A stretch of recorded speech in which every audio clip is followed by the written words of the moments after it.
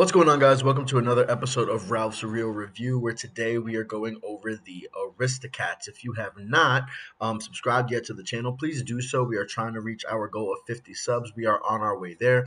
For those of you who don't know, what we're doing here is we are going through each and every Disney and Pixar film in chronological order and ranking them amongst different categories, sorting them into tiers so that we can later go on and talk about what was the best of the best. So if you're interested in that content, or you know someone who is interested in that content, please go ahead and share it with them, subscribe, and we can go. So without further ado, let's get into the Aristocats. Okay, so the Aristocats really follows Duchess and her three kittens. You have Marie and Berlioz and I don't know how to say their names. They're French names. Marie is the girl, and then there's two boys who honestly are interchangeable. But this Duchess is the mom cat with her three kittens. And they are the cats of this very rich, I think she's like a retired opera singer or something, but her name is Madame. That's what we're going to call her. So essentially, what happens in this movie is you have Madame, and she has these cats, these four cats, mom, Duchess, three kittens, and then a butler named Edgar. And she's very old, and everyone's kind of getting along just fine. There's really no issues until Madame decides to set up her will. And in her will, she decides that she is going to give all of her money and assets to the cats. And then when the cats die, then Edgar will get everything after the cats die. So Edgar decides that he is going to get rid of the cats, which, like, honestly, when it comes to Disney villains, like, this is the most, like, understandable one. So essentially, that's what Edgar does. He takes the cats, he rounds them up, he takes them out. He gets attacked by these dogs, so he doesn't get to like really send them away, and then the cats have to find their way back home. Very 101 Dalmatians-esque. They run into a cat named Thomas O'Malley, and he helps bring them back. They get back, they get captured again, they all have to escape, but then everything ends up being fine because it's a Disney movie. Edgar ends up getting like shipped off. O'Malley becomes adopted and becomes like the fifth cat in this new cat family, and that's the movie. In the animation department, I do have the Aristocats at 9. And the reason why I have it there, so what's ended up happening with this animation category is very simple. Did you impress me animation wise for your time or not? If you did not impress me, you're going underneath Fantasia and the Three Caballeros to be ranked amongst your contemporaries there. If you did impress me, you're probably going to be above those two movies because those two movies are more so there because of, I don't want to say the strides they made in animation. Like Fantasia used animation in an interesting way. The Three Caballeros used animation in an interesting way, mixing it with live action. Um, so their use of it puts it where it is for those movies. And then if you impressed me, then I'll deal above that. If you did not, I'm dealing below it, and I have it right below it because of the everybody wants to be a cat sequence. Other than that, the movie doesn't do too much animation wise to be impressive, which is why I have it where I have it. A little bit of foreshadowing earlier. When it comes to storytelling, I have the Aristocats at 9, right above Sleeping Beauty, but right below 101 Dalmatians. I don't think that this movie does anything to take away from the storytelling. Like Sleeping Beauty, I felt like there were some songs that were too long, some sequences that didn't need to be there, some decisions that didn't make sense.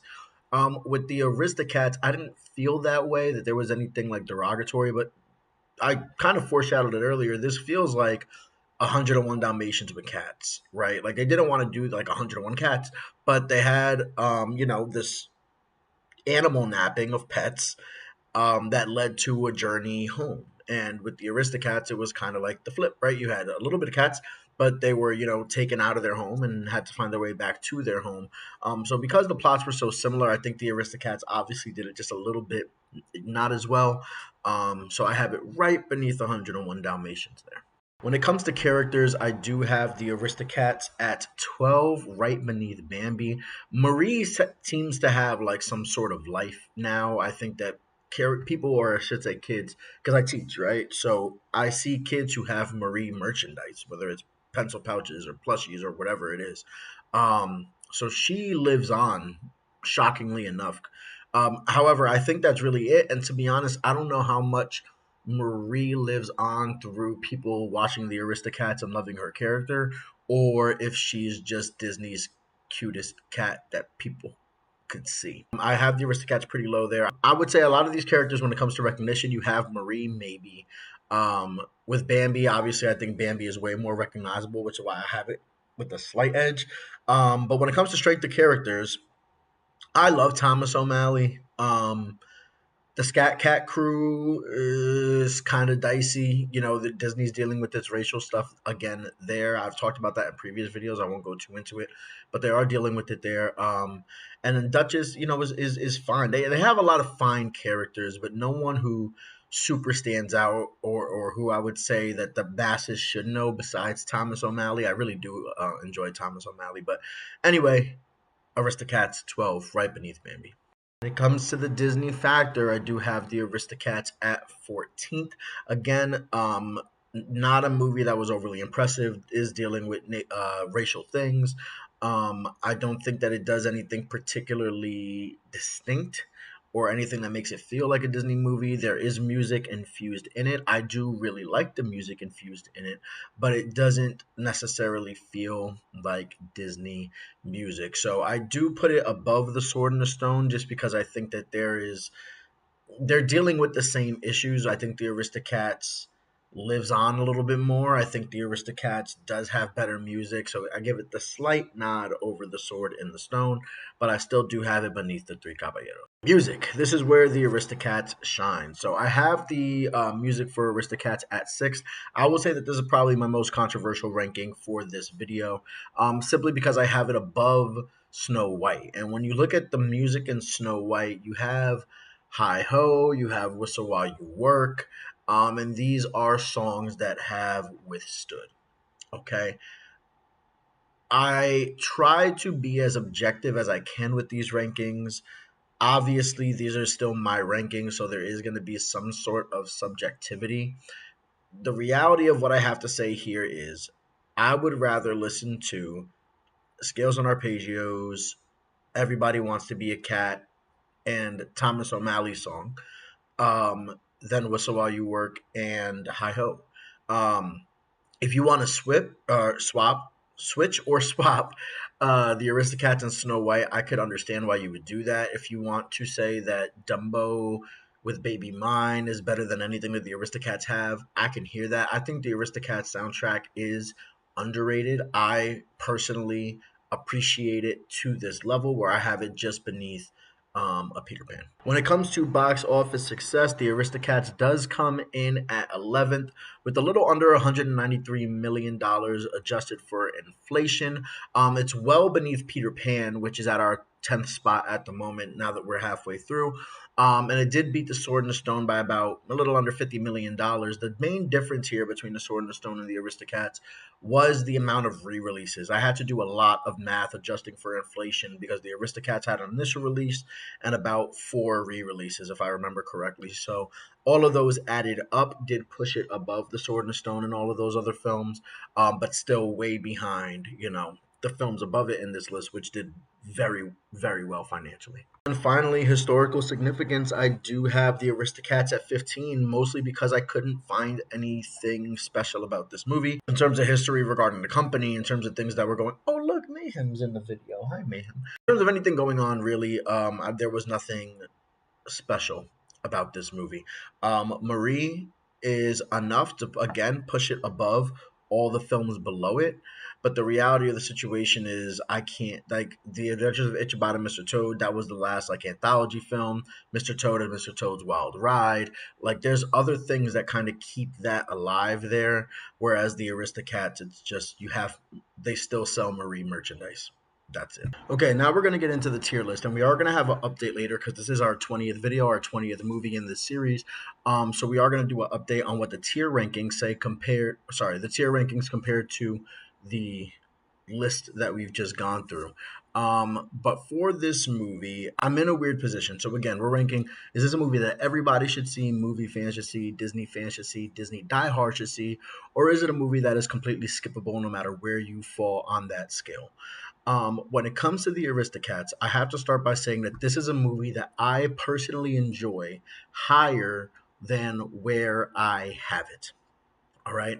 I will say that it is not a movie that everybody should see. And then, depending on who you are, I could see you making the argument for any of the next three tiers: movie fans, Disney fans, or Disney diehards.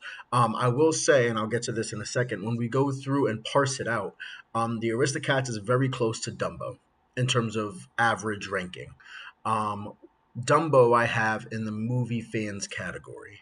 The main reason that to me pushed Dumbo into that atmosphere was A, the character of Dumbo is iconic, B, the music is really good, and C, it is a very short runtime. I think Dumbo runs at about an hour and 10 minutes, so it's a quick watch, an easy watch. And it's fast paced. It doesn't feel like there's much added fluff or filler. Whereas a lot of these movies, sometimes it does begin to feel that way, including the Aristocats. So I do have them kind of neck and neck for the rankings based on how the rankings went out, but that is why the rankings are different than the tiers, right? So I don't have it in the movie fans category, which leaves us with two options. Do I put it in movies for Disney fans, or do I put it for movies for Disney diehards?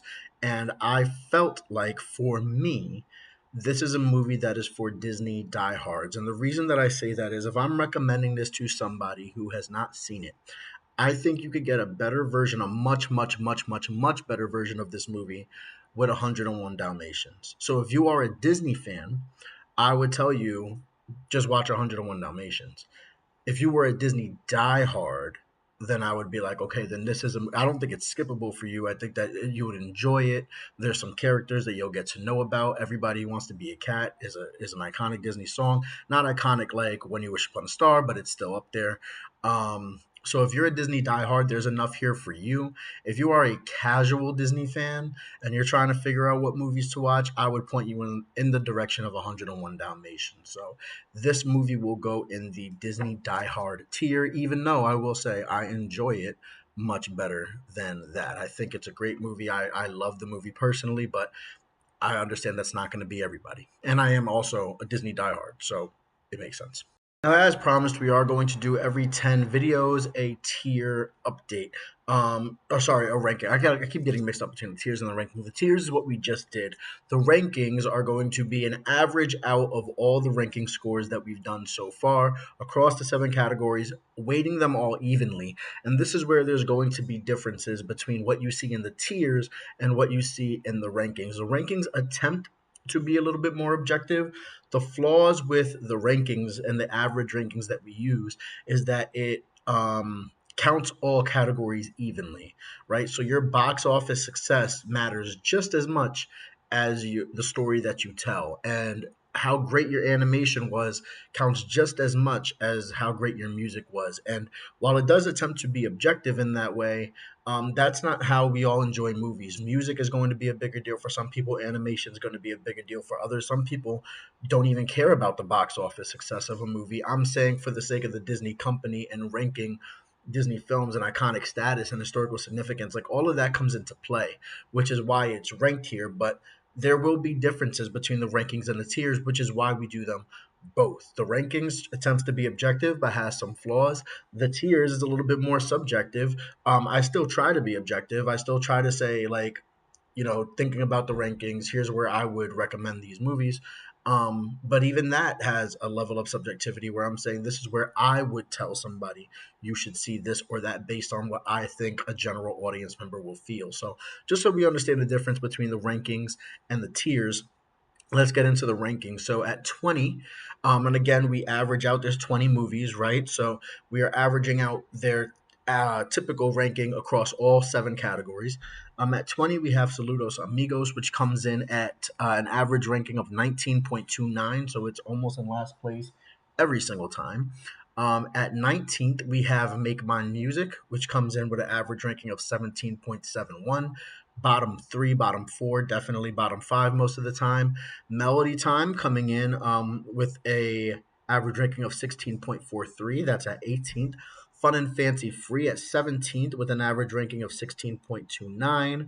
And then we have the first movie that's not an anthology film. So those are one, two, three, four anthology films.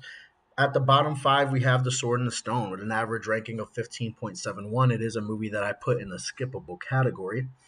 Um, At 15, we have an anthology film, The Adventures of Ichabod and Mr. Toad, average ranking of 14.86. At 14th, I have Bambi, which is an average ranking of 12.29.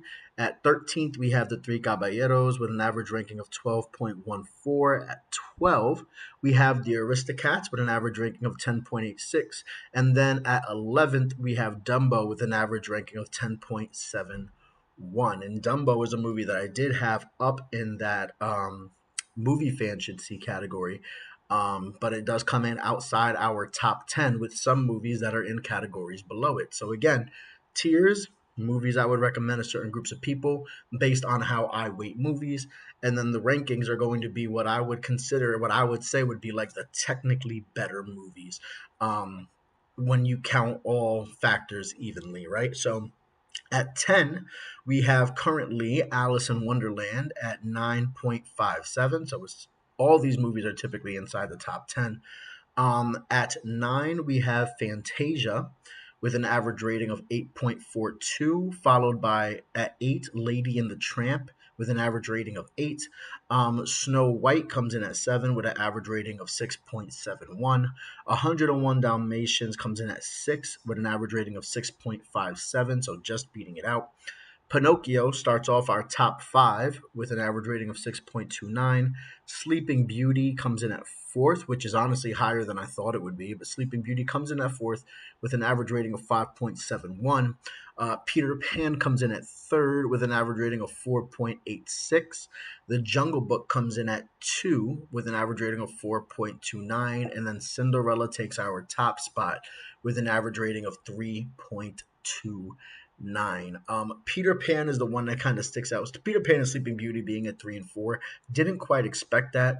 But if you remember going back to my last two dog movie reviews, Lady and the Tramp and 101 Dalmatians, I was kind of concerned putting them in that everybody tier while I had Peter Pan in the movie fans tier.